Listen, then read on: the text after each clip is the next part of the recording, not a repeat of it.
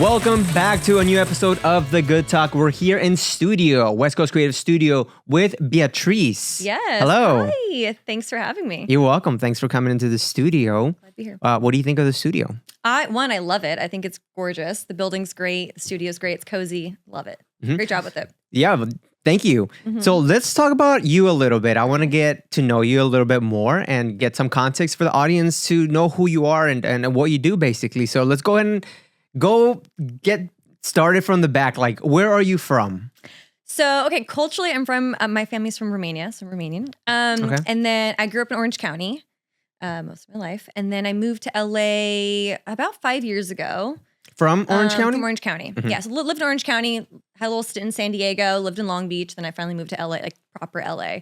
And I'm in Santa Monica now. And yeah, so it's been really nice enjoying beach life down here. Santa Monica, yeah, that is nice. I mean, love it. there's a lot of homelessness there, though, right? There is. I feel like it's gotten a lot better, Okay.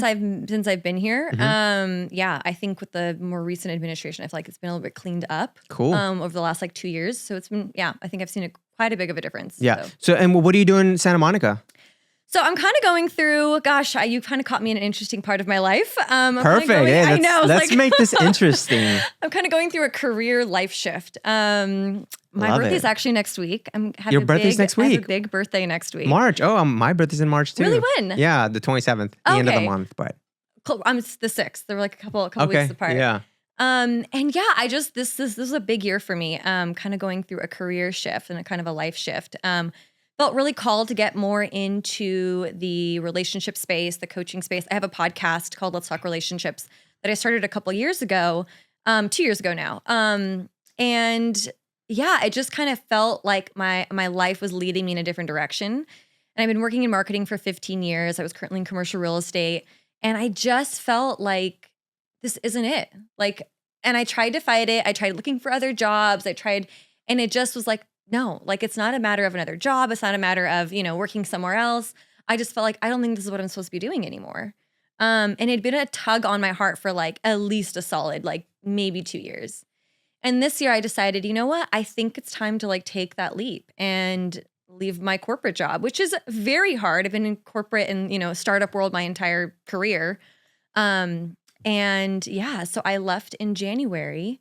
It's been a month so far and it's been great. So you quit your job. I literally quit to pursue this goal of yours. Yeah, for me, it was I wanted to pursue a different career and it was going to require a lot of me, right? It wasn't a small shift. It was a huge shift, going from literally corporate marketing into relationships, coaching, this realm of the world. And so, yeah, I decided I needed the time to invest in it. And not everyone can do that, but I'm blessed that I was able to, actually carve out 6 to 8 months to actually, I'm getting certified right now. I'm actually studying psychology, more in depth, doing a lot more of the legwork for this. And so, yeah, so that's kind of what I'm in right now. I'm really enjoying not having a corporate job and I'm not having a 9 to 5. It's been glorious. I don't think I was ever really meant for a corporate job either. I was not great at the 9 to 5 at all. And so, yeah, it's been really cool. It's been a really good experience. I'm only a month in. That I've just been enjoying kind of the slow pace of life and really prioritizing this future that I'm really having to go after. And I'm and people are are you job hunting? And I'm no, I'm in this full, I'm going after this 100%. Well, congratulations Thank you. On, pursuing your goal and this goal of yours that you've been probably wanting to do for a while now. And you're finally decided to jump off the edge of the cliff and just do this free falling. Yeah. Hey, I know that feeling, and because I did that a couple years ago, and when I opened up the studio, and you just got to keep going. And I think pursuing something that you love is, I think, more important than doing something that you're not in love with, and you're just doing it basically for a paycheck. Yeah. It really erodes your spirit after a while. I was starting to feel I was always kind of on edge, kind of annoyed, and I'm this isn't me. I just kind of started feeling it was starting to invade other parts of my life. And so I was yeah, you just kind of have to, if you're really going to go after something, you kind of have to go full force. And I really feel in life, you have to create space for new. And that's why I had to leave. I was I can't create space for new if the space is currently being occupied, you know? So it was kind of a leap of faith. So let's talk about your podcast. Yeah. What's the name of your podcast? So it's called Let's Talk Relationships. Okay. When did you start this podcast? So, gosh, I kind of lagged on this. I'm not going to lie. It was one of those, I didn't really want to start a podcast, but I felt really called to do it. And so I started the Instagram a year before I launched the podcast. And then I eventually launched the podcast. It was 2023. I think I launched it in October. And I just had my 1-year anniversary this last October in 2024. Okay. I did a huge live event, which was so fun. I definitely want to start doing more events, but we rented a space. I had a panel discussion. We had a little party. It was amazing. And this was the launch of your podcast? This was the 1-year anniversary. Oh, this okay. last October. Gotcha. Yeah.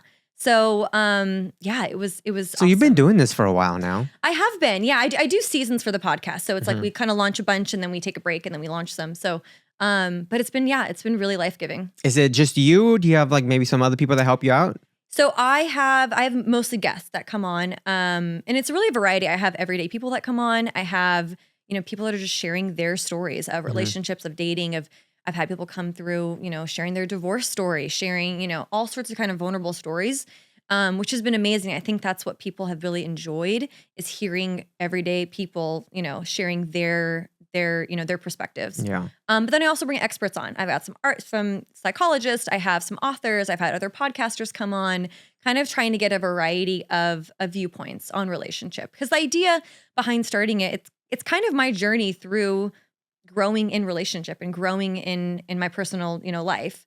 Because I have a lot of questions. I'm like, well, how do you be in a good relationship? How do you know how to communicate? How do you know how to do all these things? And so I started asking it and realized, this person is an expert in this. And, this person went through something and they have, advice they want to share, right? So it's like, I think we can learn so much from each other. So it sounds like this spawned from just curiosity, 100%. From you wanting to learn more about relationships and things. Yeah. So what got you into that niche of relationship dating? I mean, personal experience. So I'm obviously, in the world of dating, and it actually was a breakup back in like 2019. So it's been a while, but I had a breakup in 2019, and it was one of the first ones where I was like, shoot, I don't think I actually know what it's like to be in a good relationship. Like, I don't even know what I don't know, And so that curiosity's kind of started spinning my wheels, because I was like, I don't understand. I feel like I tried so hard in that relationship and it just didn't work. And I kind of grew up in the mentality of like, you try hard, you get the A, right? You work really hard, you get the job. It was always like you do A, then you get B. But in a relationship, it doesn't work that way. You can't just like work hard at a relationship if you're not working toward a proper goal or you're not using the right tools. And so that for me was like, okay, like I don't think I know what I'm doing when it comes. I don't have great examples. I didn't have, maybe families that have an amazing marriage. And so it kind of got me like, I started reading books. I started like going to therapy. I just really kind of dove in and I got curious. And that's kind of how it all started. Okay. And then the people that you talk to on your podcast, how do you find these guests? Is that just you looking, reaching out to people? Yeah, it's just my connections. So it's either been, I've had just people that I've met in my life. Like I'm pretty social. I love getting involved in things. I'm pretty, out and about a lot. And so, and I love asking people questions. I love talking to people. And so because of that, I feel like I have a really great network of people that I can kind of pick from, I've heard their stories. I know them well. So I've brought people on that way, friends from the past, that have come on. And then I've also had some guests kind of reach out. Maybe they're an author or they just wrote a book, or just people that are like, hey, I really want to share my story. And so that's been really cool to have a platform to allow people who aren't, right, they're not influencers, they don't have podcasts, they're not, out there, but who like have a story to share. And so I have people like that come on. So it's quite a variety. So it's kind of been like the right people have come to me, and oftentimes, or I just feel pressed to talk to certain people. Like they'll just pop to my mind. I'm like, you know what? I worked with this person at my last job and we talked about this. They would be awesome, Yeah. So it's been cool to kind of just use my network to pull from. Yeah. And most of these interviews, they're remote, right? They're Yeah. So through Riverside or no. So I use Squadcast actually. Okay. So it's very similar to Riverside. So we do most of our remote, because some people are like in Austin and New York. I've got people kind of from all over. So we can't always do in person. Right. But you prefer doing interviews in person. I love doing in person. Yeah. I just feel like you get such a better, like when you're having conversation in person versus over the phone, like you just get more chemistry. There's more conversation. It flows a little differently. So I do feel like in-person podcast episodes are, I think, way better. Yeah, 100%. I believe so too. I think, it was a big thing when COVID hit. Yeah, because we did everything digital. And I think that's where it spawned off, like the interviews remotely, right? Yeah. But now I think it's just like you just kind of have to try and do it in person now. Yeah. It's way better. Yeah, the conversations are more intimate, or they're more, it's just, I think, the better route. And something I want to work toward with the podcast is doing, having guests on more in person. Yeah. So what are some challenges that you see in the dating world right now? Ooh, how much time do we have? Gosh, I think there's so many different facets. I think with dating today, we have this perception that we have endless options, right? Because, apps kind of gave us that. And I think in one way it's been nice because it expanded our circle of options, right? Back in the day, it was like your community. It wasn't like... It's like your neighbor, like literally people you see at school. Or like at your church, at your school, your parents, Like you're in a hub. Yeah. And that's the pool that you had to pull from. So now our pool's massive, right? Yeah. And so I think we have this idea that it's kind of endless options. So I think we're much quicker to turn around people, right? We're not as invested on dates, right? We're not trying to actually really get to know people. I think a lot of the time we come on dates and we're trying to show off. We're trying to, versus like genuinely sitting and listening to people and actually connecting and having conversation. So I think that's tough because you're turning and burning through dates so quickly.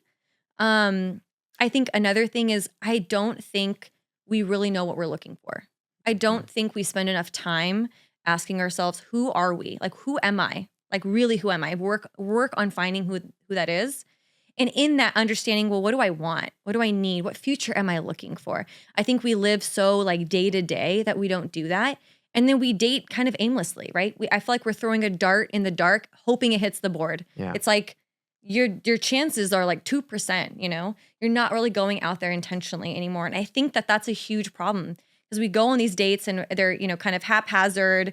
People aren't really super committed. I see a lot of this whole situationship. I don't want to share my feelings or not even being willing to share like, what do I want in relationship, right? So I think we get lost in this space of just ambivalence. Mm-hmm. And I see that more and more and more in the dating world. And I think that's part of why it's become so hard. Yeah. What do you think of like the hookup culture, especially here in LA, right? I feel like people just go on dates and like you said, they just go on a date, but not with intentions of long-term dating. It's just, oh yeah, let's go on to the next one now. I'm not one for it. I think it's detrimental in the long run. I think sleeping around in the long run is detrimental to a long-term relationship down the road. I think it creates unrealistic expectations. Mm-hmm. I think especially in sex too, I think it creates really unrealistic expectations when you've slept with like 100 people. Like it loses meaning, And I think sleeping around, especially I think for women, it's a little bit different, but you do get emotionally connected. And then at some point, if you do it so much, you lose the emotional connection. And it starts to become just, an act. And so I think it's a detriment to that. I think it makes it feel not as valuable anymore. And I think if you want that, by all means, I think just make it clear. I think what a lot of people don't do, like on your profile, I'm just looking to hook up. Yeah. Make it clear. Yeah. Like I do not want a relationship. I want something but people don't. They go in saying like, oh, I want a relationship, but you don't. Yeah. Like you really at the end of the day don't. And so my thought is like, do what you want to do. Like I'm not your mom, I don't care, but it's like, be really clear about your intentions. Mm-hmm. Like that's what I want. Great. Find someone who also wants that and have fun, but don't meddle around with other people who actually want to be in relationship, Do you think men or women do that more as far as like, say, I want a relationship, but then don't really want a relationship? Or do you think women also do that? Who do you think does that more? So I think statistically, I think men actually do it more. And I think the problem with women is women in that scenario will not speak their truth. So I think this is why we have situationships, right? Men really don't like, I think the problem I see in this scenario is men are usually pretty clear with their actions. Like you can tell, like this guy just wants to hook up. Like it's not. Even though he's telling you. Yeah. Oh yeah. Actions. I always tell people, look at someone's actions. Like that will always speak volumes in comparison to what they say. Anyone can say anything. I could say, I'm ready for marriage. I want to be in a relationship. And then you look at my life and you're like, wait, what? Doesn't align. There's no integrity there. And I think sometimes we see that and we don't want to really see it. Oh, but maybe like, this is hilarious. I was literally at the beach like 2 weeks ago, sitting reading, and these girls walk by and they're like, he just doesn't, he's scared of commitment. Maybe he's just scared of like long-term commitment. And they're trying to justify why this guy, I'm like, I wanted to go up to her and be like, girl, he don't want to be with you. Yeah. He don't want to be in anything committed, okay? He is committed. He's probably committed to the gym. He's probably committed to his job. He's probably committed to everything else. I was like, we try to paint this picture because we don't want to like see the reality of it. Yeah. And so I feel like a lot of the time it's like we miss that and then we blame the person. And I'm like, but we also have like agency in relationship. If I want to be in a committed relationship and I can see this person's actions do not align with that, then I have to be willing to speak up in that moment to say, hey, for me to move forward in this relationship, I am looking for something more committed. Mm-hmm. Is that what you're looking for? Is that what you want? You know? And if they actually say like, yeah, not really, then great, awesome. Have a great day. Have a great life. I'm moving on. But I think we are not willing to do that because we're scared to lose somebody. Yeah. And so I think this is why we get into these like situationships and hookup culture. There's always someone I think that wants the relationship in that. Unless they both are like, yeah, I just want to hook up. I don't really care. Great. Friends with benefits, have a blast. Like, I don't condone that, but if that's what you want to do, like, go for it. Yeah. You know? I think communication is a big part of it, right? Huge. I just feel people don't really know how to communicate. No. Like effectively. No, not at all. And it's just, that's a huge part of it, right? Yeah. Like, how do you get someone to communicate with you? Or maybe they don't communicate with you. They take forever to get back to you, right? How do you handle that situation? Do you maybe just drop them? Like, what advice would you give to someone that does not communicate effectively? So I would say don't immediately drop anyone because I think that's kind of an easy out.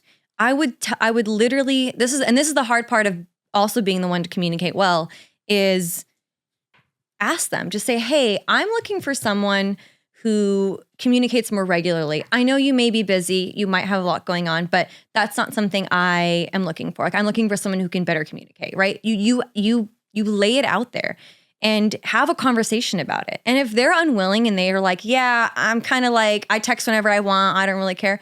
Great, I'm not mad. I'm moving on. But we don't do that.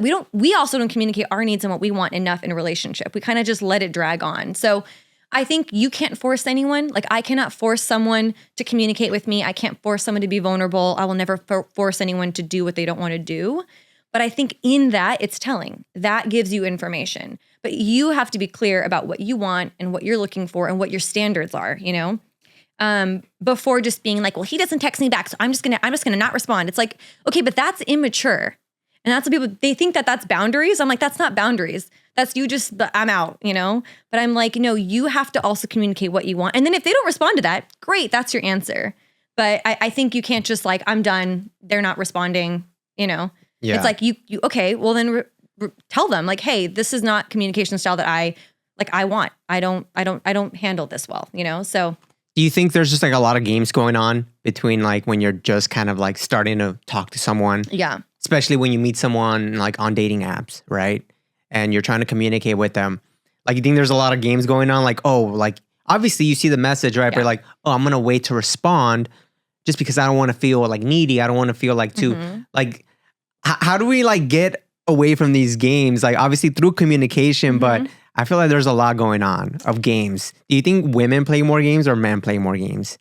Oh, I don't know. I think they're both equal offenders in their own way.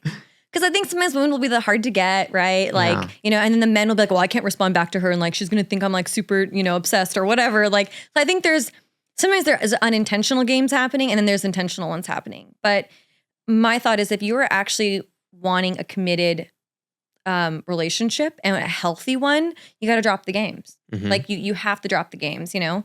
Because I just don't think in the long run, it's beneficial. Like, don't need to wait 3 days to text them back. You had a good time? Great. Text them back and just say, hey, I had a lovely evening. Look forward to meeting you again. Or vice versa. Hey, I'm sorry, I didn't really feel you. I don't feel a romantic connection. It is not hard. I just don't think it's going to work out. 100%. Right. Either way, I think. Either way, like, yeah, you go on a date and you're like, ooh, I didn't really feel it. Yeah. It's like, what I often hear people say, well, I feel bad for them. I don't want to make them feel bad. No. It's because you don't want to feel awkward and you don't want to feel the pain of having to send that text to somebody. It has nothing to do with them. I think we have to be honest and send that type of text, being like, hey, yeah, you were great. I didn't really feel anything, because it releases that person. That person's not going to be overthinking and wondering what happened.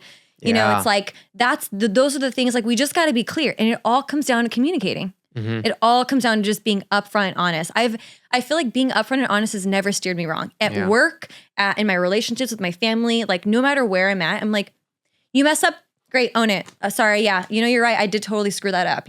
It's like, just be honest. It makes things so much easier, especially in dating. Yeah, I think people are just scared of like hurting someone's feelings. But see, that's why I call it bullshit. I don't think that they're scared of hurting someone's feeling. I think they're scared of like the awkwardness that's about to occur. Like, it's usually because you don't want to go through that feeling. Sure. Because what's hurting their feelings more? Not telling them. Yeah. Mm-hmm. And that's why I call bullshit on that, because everyone says that, well, I just don't want to hurt their feelings. No, honey, it's you don't want to be the one to like feel awkward or weird having to send this text. Yeah. Because I would much rather have that text and be like, hey, 100%. Like, I appreciate that so much more when someone's upfront about something 100%. Rather than like not hearing from them at all. Yeah. I think that's the mature way to go. And not just in dating relationships. I think just in any type of relationship, friendship, business. Yep. I think in anything, right? If you like reach out to someone or trying to communicate with someone and you just don't hear anything from them, or I think that's worse than hearing back like, hey, sorry, I can't make it or whatever.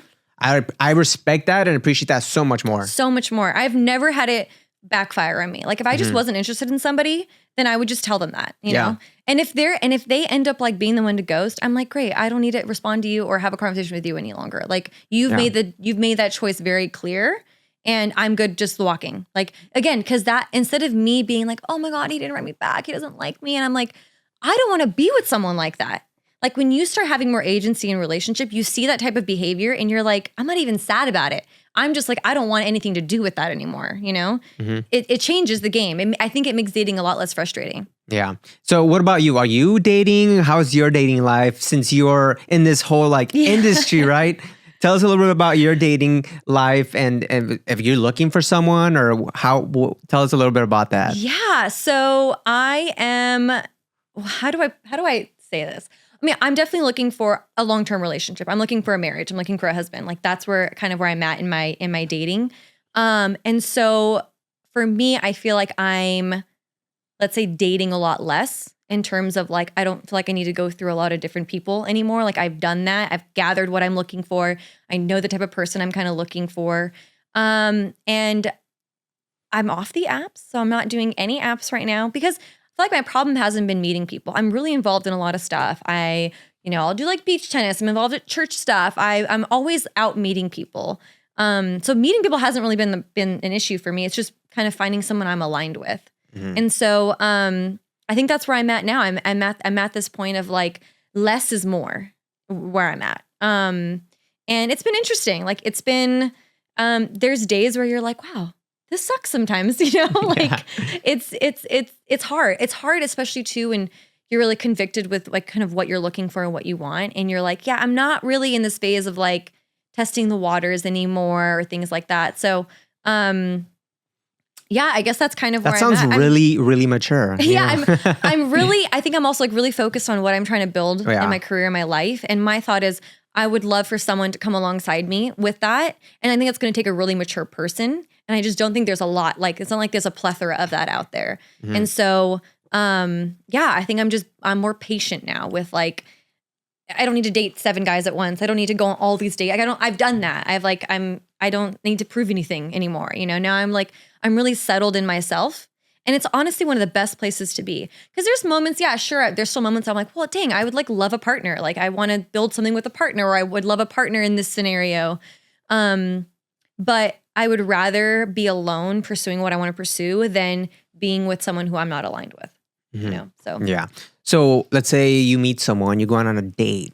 What are some red flags that you look for, or ladies can look for when they're on a date and first time meeting this person? Oh gosh. Okay. Red flags. Like I said, I often look at like what they say a lot of the time, like, does it kind of align with how they act? Because I think a big red flag I noticed pretty early on is maybe before you get to the date part, you're like talking on the phone or you're vetting a little bit, and they talk a lot about like, oh, I'm this type of person. I'm this type of person. I feel like when you start to have to sell yourself like that, generally, I feel like that can be a red flag. Either it's an insecurity or potentially narcissist. You got to watch out for those out there too. So I kind of just keep in mind that a little bit, like you don't need to sell yourself to me, like I find that usually shows a lot of insecurity in someone. And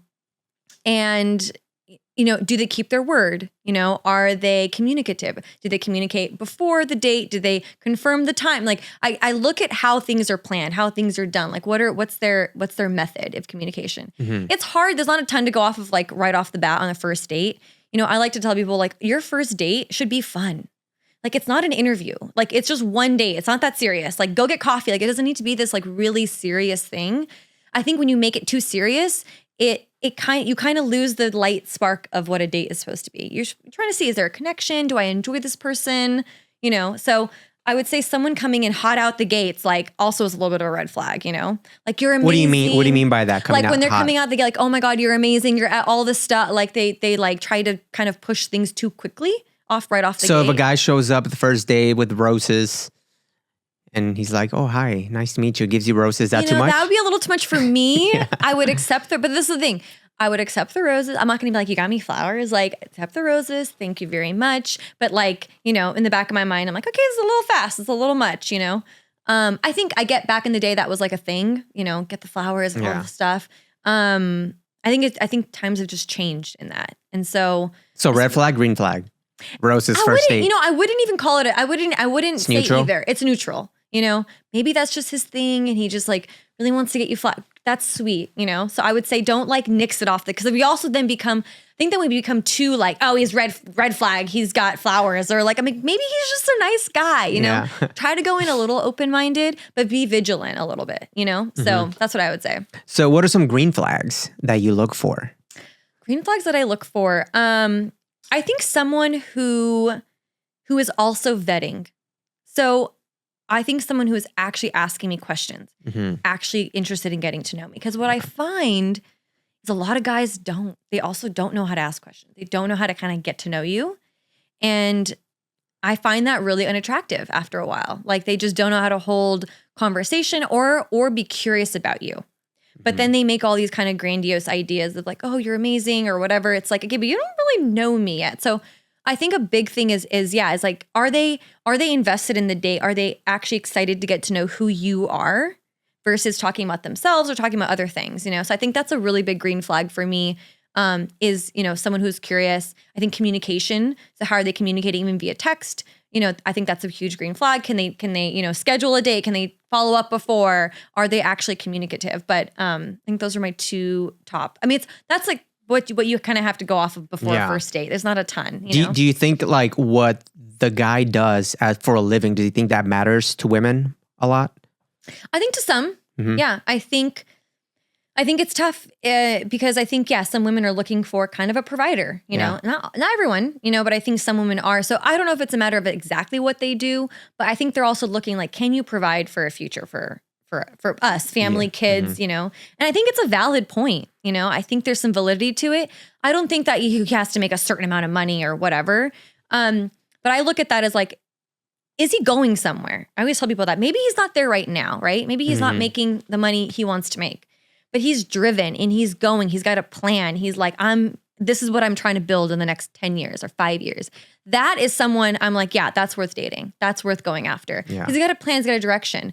I think someone who doesn't, maybe making decent money, but like kind of has no direction in life, it's kind of like, well, I don't know. I'm not going to attach myself to your life. I don't know where you're going. I don't know where you're going to be taking this, So I think a job, yes, it's important, but I think in the bigger grand scheme, I would look at where is this man going? Where, what direction is he going in life? Is he driven? Does he have a plan? Does he have any sort of plan, Yeah.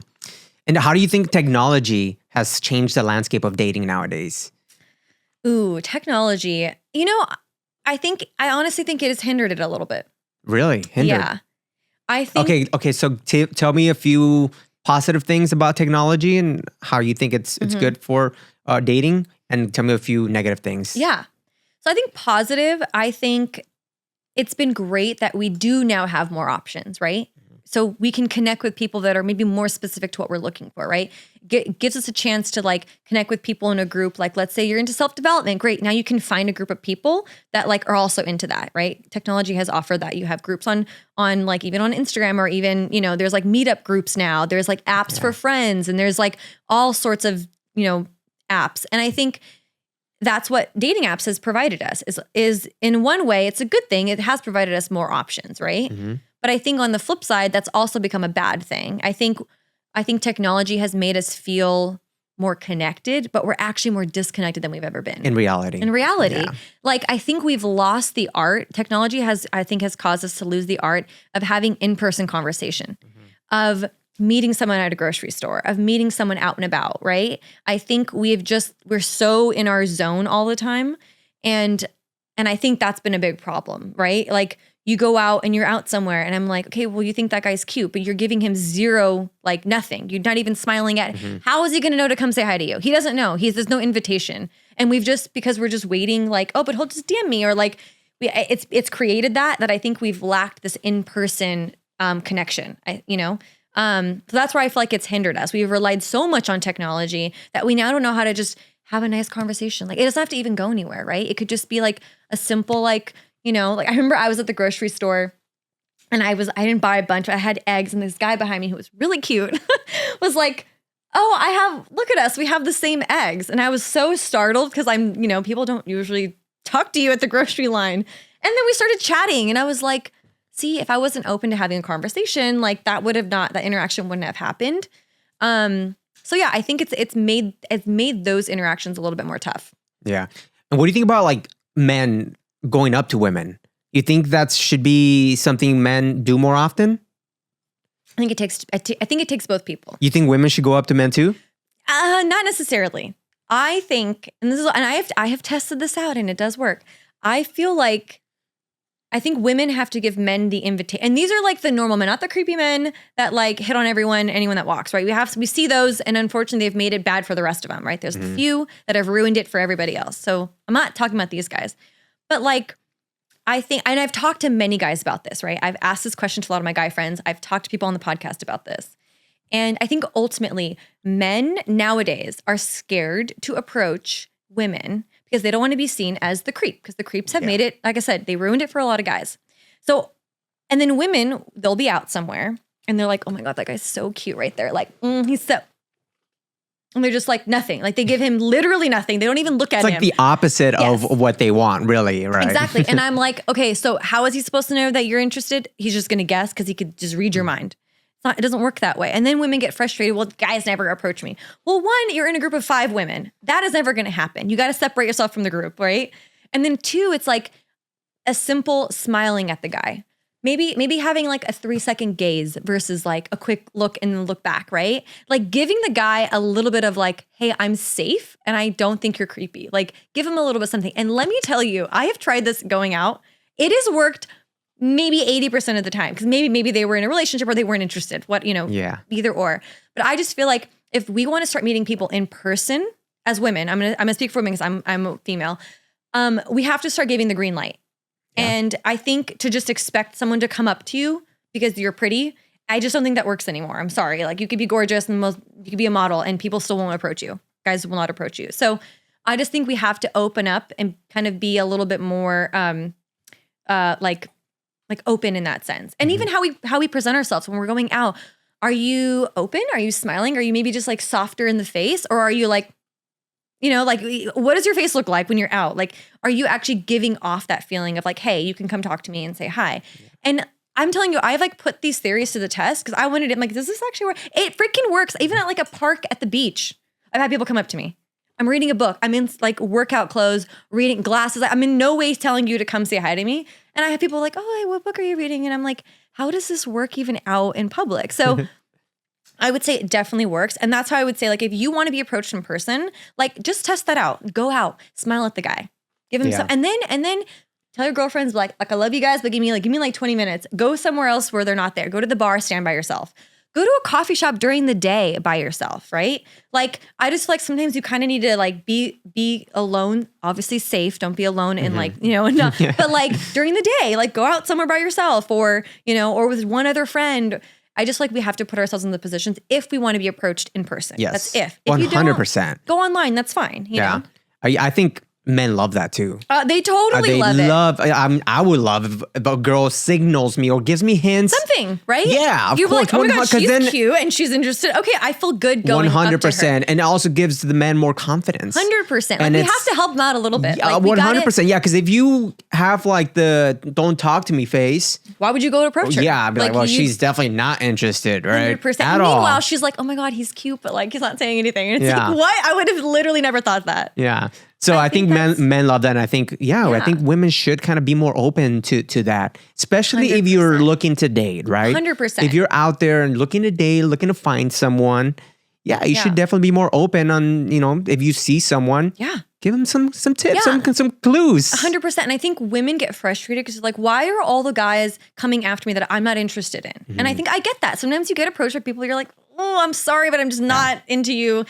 And so it's like we kind of have to start doing some of the picking. Like we pick them from far away, And I think also something one of my past guests had told me, he was like, men also love a compliment. Like if you do want to approach a guy, maybe don't just like go up to him, but maybe if you're like, he's near you or something, be like, oh, cool. I love your Adidas. Like what color is, whatever. I don't know. Like maybe pick something you like about him or like your hair is really nice. Like, cause my friend was saying, he's like, guys don't get compliments. Yeah. And he's like, it's nice to just hear someone tell you that you look good or you like, your hair looks nice or whatever, So he was saying like, that's also a good way if you did want to approach a guy and maybe not in like a super like kind of aggressive way, but just kind of casually like be near him, put yourself in the vicinity of him, and maybe approach that way. Or, sometimes you can even do things like I've read this online where it's like, you can be like, oh, do you mind taking a photo of our group? Or, oh, can you hold this for me? Or like just something where it's like you've kind of opened up the door of conversation without being like, hi, my name is, you look cute. I don't know. It's like. Give me your email. Right. Give me your email. Yeah. I think there's ways to do it that isn't so so aggressive and direct. But I do think like as women, like we do need to start taking a little bit more accountability on like how we're showing up and stop blaming like everything else. Cause like I've tried it. It works. Like you just gotta try a little bit, like just a little bit, and then let him pursue you. I think what I hear from a lot of women is, well, I don't want to pursue a guy. You inviting a guy in, like you're just like, you just open the door and be like, it's open. Just a little bit. Yeah. Come on in. Like that isn't pursuing, right? Pursuing is you're going after him. You're getting his number. You're setting the first date. You're asking him out. You're calling him. Like that's too much. Pursuing. It's too much. Yeah. I don't think guys even want that. Yeah, it's too much. Definitely not. So it's like, it's not pursuit. I think it's just a welcome invite. And then you'll start actually getting the guys that you're actually interested in, Yeah. So, I think showing interest, right? Will take you so much further in the dating world. Yeah. Yeah.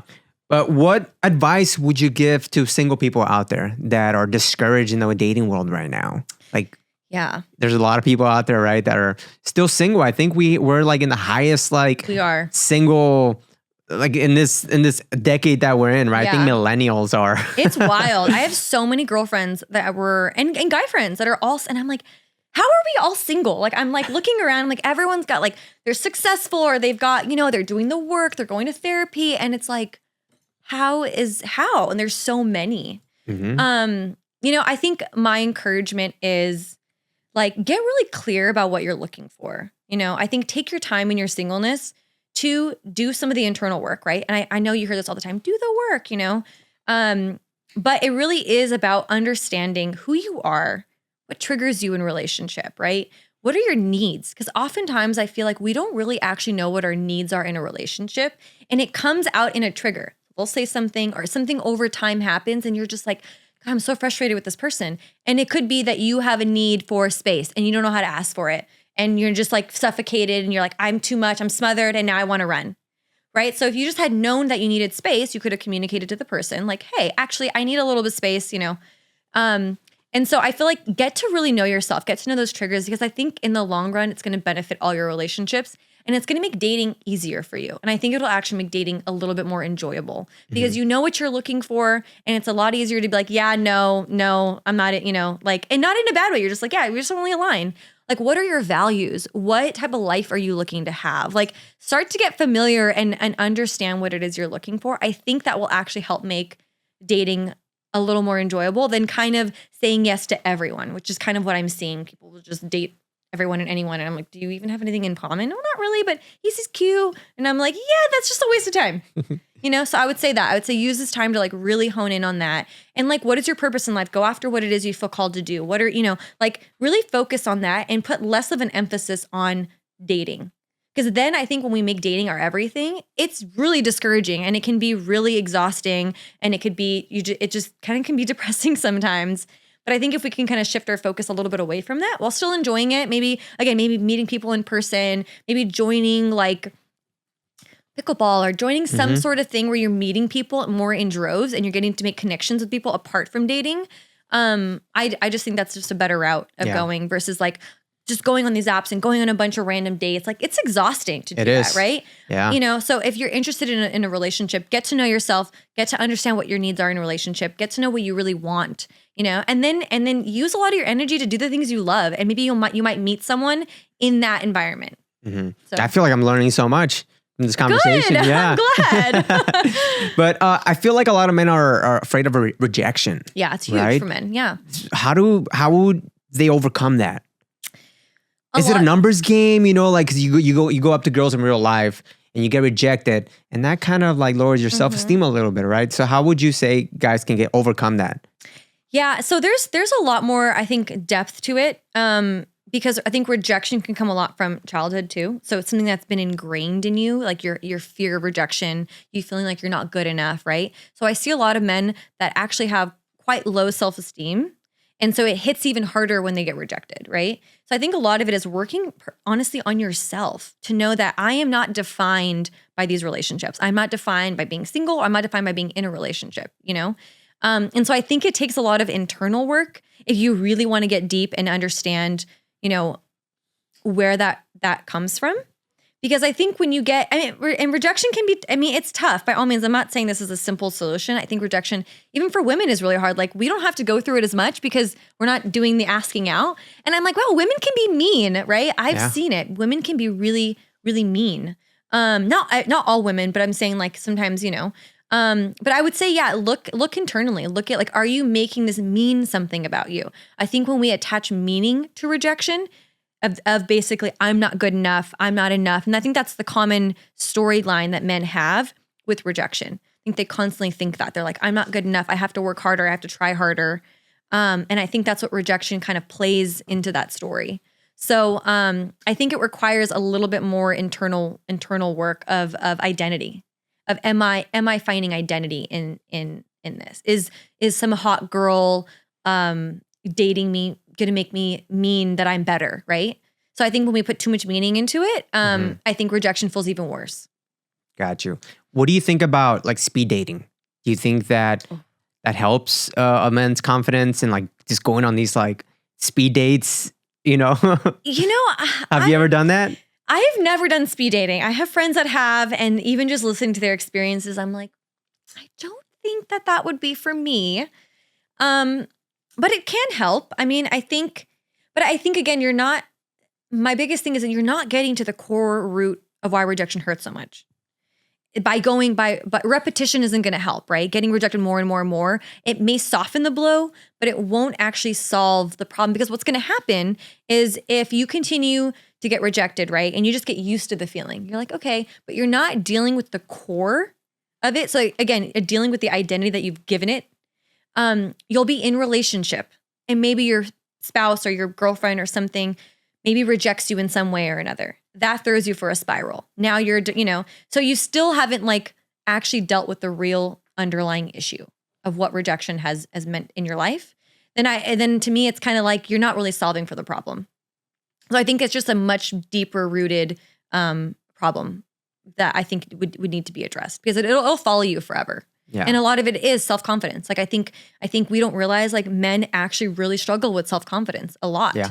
And I think because men don't speak about it enough, they're not, women, we talk to our friends about all this, like we communicate a ton about this, but I don't think men do. It's very different. They weren't taught to share feelings. They weren't taught to share these deeper vulnerabilities.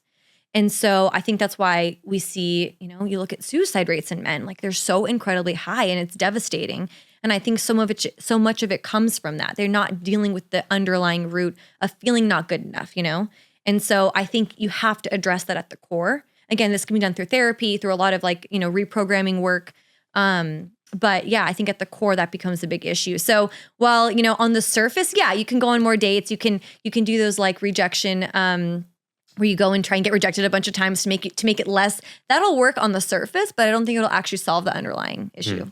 So what do you think about apps, dating on apps versus like speed dating? Do you think you should just get rid of those things and just find someone in real life, go out to parties, bars, and meet people in real life versus doing speed dating or, apps? Yeah. So I don't know that I would want to say don't do any of them, right? Don't do apps. Because I can understand some people are like, my job, I work with all women, right? And you're like, as a female, like I work with all women, I'm never going to meet a guy at my work. Or you might be in situations where maybe you don't have the time to go out or whatnot. So I think it's understanding, maybe it's a mix of both. Maybe you do the apps for a season and then maybe you try it in person, So you kind of have to look at it like, what do you want out of it, And I think I've gone in, with dating apps, I think if you can go in with a different mindset and be a little bit lighter, like not every date is going to be your husband, right? Not every date needs to have so much pressure on it.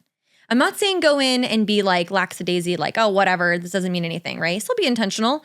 But I feel like if we put a little bit less pressure on dating, on the dating apps, like I think people would enjoy it a little bit more. But yeah, I think I wouldn't suggest one over the other. I think it really depends on the person. Yeah. You think everyone should just maybe give it a try at least? I would say give the in-person a try. Yeah. But again, that's vulnerable. It requires you to do some of the work. And I think that's what people don't want. Like, it's a lot easier to be on the app swiping.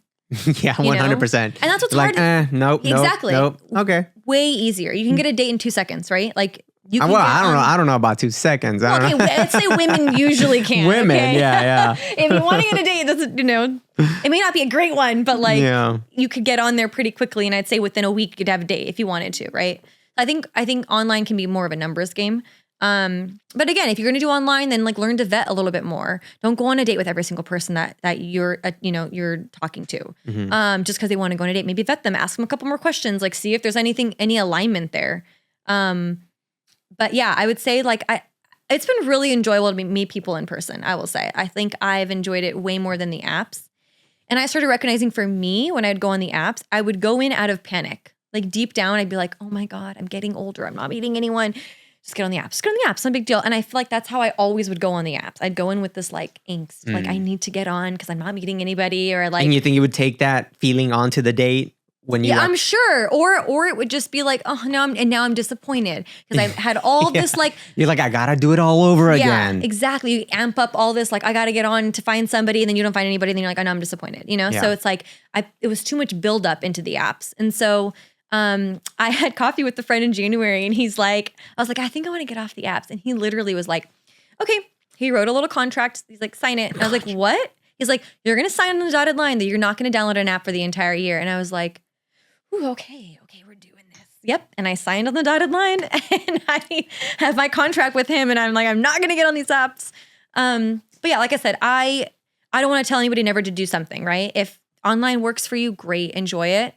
But if you're starting to feel like it's burning you out, it's probably not the right path for you. If you're getting frustrated with online dating and you're like, oh, like this sucks, that's not a good place to be. Like I would say that's probably a good sign for you to get off of them for a little bit. And go out there and have fun. Go join things. There's so many groups in LA. Like that's what I love about living here is if you have a hobby, there's a group for it. You want to do art, you want to play chess, you want to do a wine club. Like there is literally a club or meet group or something for literally any hobby that you have. Creatives, video production, like you can find people that are in your world, right? Yeah. And it's like, go out there and meet people. Like we've just lost that. And I would say there's so much more. You make friends out of it. And then you might meet someone where there's like, maybe more interest, commonalities. So I would say give it a try. Yeah. I think more people should. Well, one last thing on this. Yeah.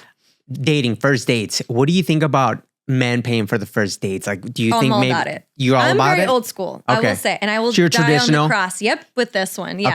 Okay. I mean, die on the hill for this one.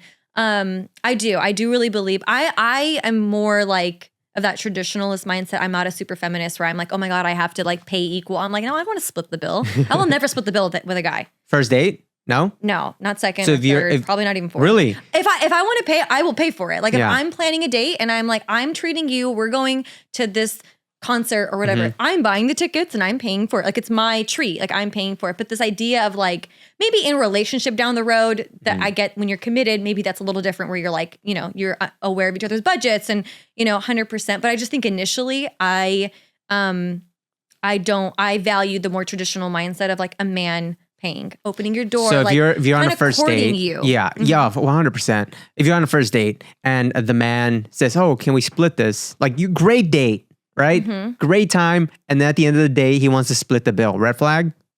For me, yeah, because I think for me, our values would be misaligned. Would you go on a second date? It would depend. It was a great date. Yeah. But he didn't pay. He wanted to split the bill. I think it'd have to be a conversation. I think I'd have to bring it up because I think it would bother me enough that I'd be like, really? Yeah, I think we'd have to have a conversation about it. Okay. Because for me, it's a value thing, right? It's not about the money. I can afford to pay. It's not like I could pay for the dinner. It's not like I don't need your money kind of thing, right? And I think a lot of women are like that. Like we're all independent. We all make good money. We're all like, we live in LA. You kind of can't be poor, super poor to live here, you know? Yeah. Now you'll be living on the streets in a tent. Exactly. 100%. Look, it can happen, you know? And so I think it's not about that. And that's why like on a first date, I'm fine with like a coffee date. I'm fine with something that's like, I wouldn't want a man to feel like he has to invest a ton super early on. So I'm like, you want to go get coffee? That's great. I'd much rather go get coffee with somebody for a $20 like, you know, or like $5, whatever, than having someone take me on this super nice dinner. I'm like, then I would feel like, oh my God, this is too much. You're spending too much on me. And I don't know how I feel about you, you know? But yeah, I'm just, like I said, I'm just not big into, and I mean, I think I've dated a lot of guys that are more traditional and I've honestly never had this come up. Like for the most part, it's always been like they pay. And I'm like, great. Like you know, and the thing is, I'm always grateful for it. I don't just expect it. I'm always like, hey, thank you so much for covering that. Like this was a really great dinner. Like I really appreciate it. Like I always make sure that I'm really vocal about like, thank you so much. And then after a couple of dates, then I'm like, ooh, I want to, I get excited to want to treat them. Because I'm like, wow, you've spent so much on me. Like you've treated me. Like I want to treat you. I want to go to like a show and I'll buy everything and I'll pay for dinner. And like, you know, I love being able to like do that. And so for me, that mindset of like splitting, I'm like, yeah, I feel like a man should kind of pursue. And again, if he can't afford a lot, don't go on a super nice dinner. Take me to coffee. I'll freaking eat In-N-Out. I don't care. It could be a cute little picnic and we sit at the beach. Like it doesn't have to be this like elaborate, super fancy dinner. I think the first couple dates having dinner, I think is a little tough because you're like right across from each other. It's like, it can be awkward. And so I would say go have fun, go do stuff on dates. Like go have like, I don't know. Like go bowling or do go an activity. do something. Yeah, like find something cool to do. Go play pickleball together. I don't know. Like I just feel like that is a better option and it's inexpensive and it's fun and memorable. Versus like, let me take you on a dinner date. Some tips right here, Ryan, some and I'm telling you, if you take a girl, like you actually, maybe you have something in common and you're like, oh, let's go to an art gallery because maybe she's super into art and you love art. Like an art gallery literally costs something and you go grab a drink after. Like that's not an expensive date, but it's a memorable one and it's fun and it's an activity and it's enjoyable. So like I said, I don't know. I'm a big proponent for men taking kind of that stand. But again, I'm more traditionalist and I think men should lead in that area and kind of like pursue in that area. Yeah. And that's just I think just most men like that take women out on the first date don't want to pay just because, you know, maybe they didn't enjoy the date or whatever. They don't see them like going out again. So I was just wondering your thoughts on that. Yeah, but then that becomes transactional, right? You either decide like I'm taking her out. I've asked to go to this restaurant. I picked the restaurant. I don't know how much it's going to cost. You didn't ask me how much I can like, you know what I mean? Like you've made the decision to pick the restaurant. And so it's like it's not transactional. I'm only going to pay if it's enjoyable. It's like I'm asking her out. I've picked the place. I will pay for this regardless of how this goes. And I get it. It gets expensive for guys. Well, then be a little bit mindful of how many girls you're taking on dates, right? If you're not really that interested, take her to coffee. Or, you know what I mean? Like there's ways to go grab a drink at happy hour. Do it like at 5:30. Don't do it at 7 or 8 p.m. You know, like pick an earlier time that's like vetting her early on. You know? Do you think there's also like a lot of women out there that are just in it just for a free dinner? I mean, there's some for sure. Like I'm not going to doubt it. Like I'm not going to doubt it. Yeah. 100%. They're probably he's okay. He's, you know, I'll just at least get a free dinner out of it. I'll still go on a date. Yeah, exactly. And I'm like, oh, I cannot. Yeah. See, those are the bad intentions of going into 100%. A date already. Yeah. You know, and guys do it, women do it.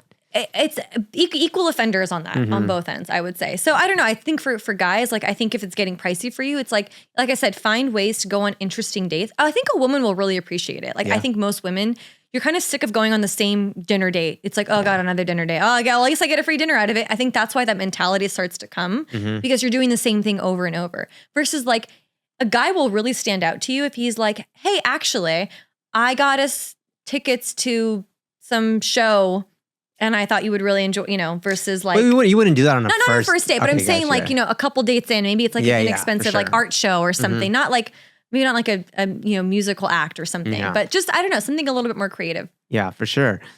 So what are some of your goals personally and for your podcast?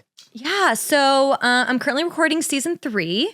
So getting that up and running. But I think the biggest goal is I really want to see the podcast grow and kind of grow a community behind it. I think I've got some great people that are coming on and I'm learning a ton. So I hope that kind of comes off in a lot of the episodes. So I'm excited to see kind of where that goes. Definitely want to do more in-person events. We did one in October and it was I had a blast doing it. It was so fun.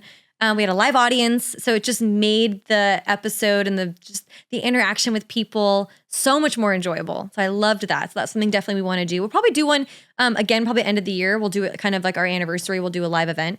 So definitely want to kind of push toward that.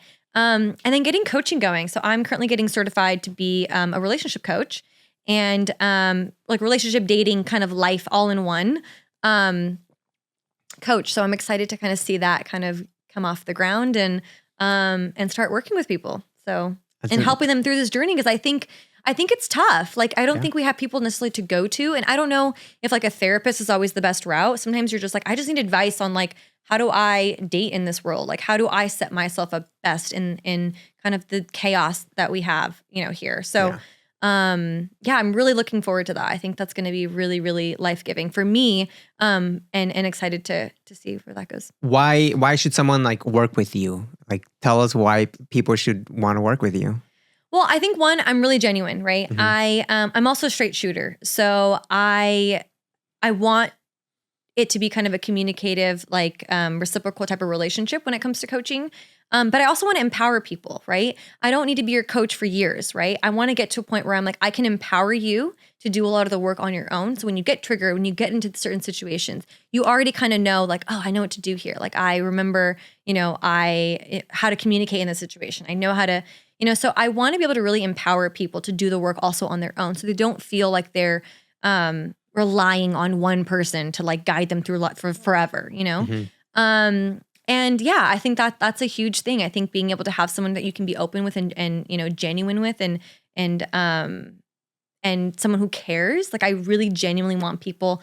I think the reason why I'm going this route is I think we're so blocked of living our best lives because of things we have that are going on internally that we're not even really aware of. And so I just want people to have more freedom in their lives to live a life that's big and that they can have all the things that they really desire in life. And I think we have so many roadblocks in our life that we don't see. They're invisible roadblocks that we're just not aware of. And so I just want to give people freedom in that. Freedom to live out a life that's not constantly, bogged down by triggers and, different traumas that have like taken over their life and their personalities. Like I just want to see people be more free in who they really were meant to be and not be hidden behind, their traumas and the issues that have been since childhood. Like so many of us don't even realize that we are just our little version of ourselves in adult bodies and we're operating that way. And I want people to be able to grow out of that and grow into more mature life. And so I have a deep desire for that for people. And I think that's what's going to make me really good at this is because I deeply care and I deeply want people to live in more freedom. Yeah. And how does that relationship work? But like, let's say you and a client, is that long-term? How much access do they have to you? Do they have your phone number? How do you have like times where you can get on a call and help them? How does that work? Yeah. So we're going to start with, I'm usually going to create a 12 to 16 week program for each client. And so, because I want people to know what they're getting into, right? So it's not going to be an open-ended, like forever type of thing, but we can continue working after 16 weeks. Like we hope you're not single forever, right? Exactly. And a lot of the time, like, and you don't even have to be in a relationship for me to work with you. The idea is, okay, maybe you want a relationship and you're wondering, are there things blocking me from getting what I really want? And maybe that is marriage, maybe that is relationship. And so we'll kind of look at your past. We'll look at your core wounds. We'll look at how good are you setting boundaries? What are your behavioral coping mechanisms? So what are you doing that you're maybe coping with? Maybe you're, watching Netflix for 6 hours a night. Like why? Where's that coming from? I'm always looking at things from a curious mindset. Okay, you're like this, but why? It's not just because, I'm like that. That's my personality. Okay, but like let's dig in deeper. So we'll kind of go in and really dissect a lot of that stuff. We'll look at your communication habits, right? We'll look at a lot of different things, within how you relate in relationship. And we'll start kind of digging through some of those. And how do we help you set better boundaries, right? If you're more, so the modality I use is attachment theory. Integrated attachment theory is what it's called. And so, we'll kind of look at like, are you more anxious? Okay, let's kind of dig back through that. Like, how can we help you through that? Like, and maybe it's your core wounds. There's identities that you've kind of taken on as wounds that you're like, I'm not good enough. I'm not loved. I'm going to be trapped, And so we're going to look at all of that really kind of as like holistic. Deep. We're going deep. It sounds like a therapy session almost. It sort of is, but it's not going to be like, obviously if you have like deep seated issues, I will obviously recommend you to a, psychologist, right? And if you're dealing with whatever, things that are maybe way outside of my realm, like we'll obviously send you to somebody that we trust. But yeah, the idea behind it is there's only so much you can do on the surface level, right? You can date a little better. Sure, you can, and that we'll all work into that. But so much of it comes from deeper roots. And I feel like if we don't deal with the deep roots, all this stuff is it's not going to last. It's just going to be repetition. It's just going to be trying to build some sort of habit. But you have to really deal with the root cause of a lot of these issues, I think that same mentality in health. You got to look at the root cause of why you're feeling a certain way. So I think that's where I want to dig. Because I really want people to see change and not just like pattern changes. I really want deep rooted change because that's what's going to last, right? Doing just, like habit changes and like surface level, like, positive thinking and affirmations, those do not actually work. And, when you dig into the psychology behind them, they don't actually really work. And so, yeah, I want to get down to kind of the deeper root of understanding why you are the way you are. And if you really want change, that's what I want to be able to provide for people. I want to work with them and allow and empower them to change. Yeah. So this program, 15 to 16 weeks, you said? Yeah, I would say it would be between 12 and 16 would be at a minimum. We'd want to work together for at least 12 weeks. But then again, like it's going to be curated to you. So if there's maybe some issues that you're like, hey, I actually want to work on this more, then great, we'll add a couple weeks, right? I want it to be flexible, but also I don't want someone to feel like they have to see me for like 12 months, which they can if that works out. But the idea is you will eventually kind of graduate. Like there's a point. There's an end goal. Exactly. There's an end goal to get you to a point where you're like, okay, now whether you want to be in a relationship, whether you want to make your relationship better. Or maybe you're like, man, I'm really bad at communication, or man, I get so anxious in relationship and I'm starting to see a pattern in all my relationships, right?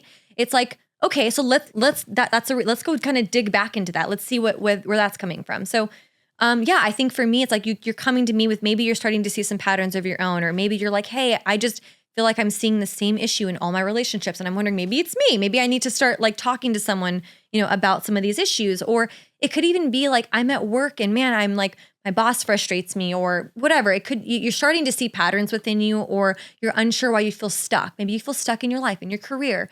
A lot of all that comes from the same things. Like the same reasons why you're anxious in a relationship could be a very similar reason why you're stuck in life. Right? Yeah. So that's what I think what I can provide for you if you want to work with me. It's like I want to work with you to get to the root of what's really causing your blocks in life. Yeah. That way you can graduate to a point where you're like, I don't have to be bound by that anymore, Yeah.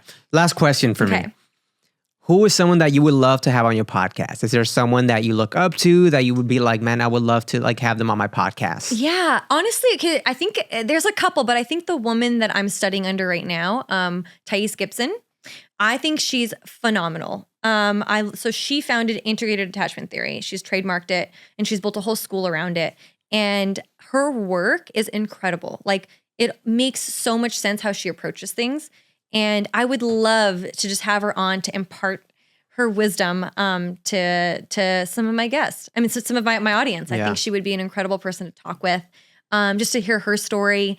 And she would be really, really incredible. Well, there you go. Hopefully she can come on your podcast. I know. I'm like, Thais, let's go. Let's go. Yeah. That would be awesome. Amazing. Yeah.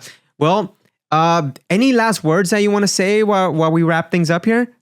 I just wanted to thank you. Thank you for having me on and allowing me to kind of share some of this information and getting to I think it's so important to have these conversations because I think in dating, I think a lot of people are frustrated, right? And I want them to know they're not alone. Like I think a lot of us are in the same place. And so just people to know that like you're not alone in your frustrations. Yeah. Well, I want to thank you for coming also.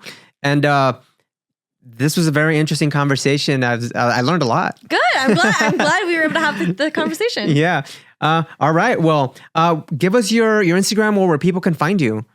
Yeah, so you can go on Instagram to Let's Talk Relationships _. You can also go to the ltrpodcast.com. That's my website. So if you do want to work with me, you can go in there and hit Meet Beatrice and it'll say work with me. And click on that and it'll shoot you an email to me. The podcast is available everywhere. It's on YouTube, it's on Spotify, Apple, everywhere you watch your podcast, you can get it on there. Perfect. Is there any live events that you're going to throw or anything like that? Not yet. We don't have anything scheduled. We were going to do one in February, but obviously with everything going on in Los Angeles, we definitely postponed it because I was also evacuated and things were crazy. So we postponed it. And I think I'm going to push it to summer or October. So yeah. All right. Well, thank you once again. And thanks for tuning in on this episode of The Good Talk. Make sure to comment, subscribe, and follow Beatrice on her journey. And congratulations on everything. Thank you. I appreciate it. Thank you.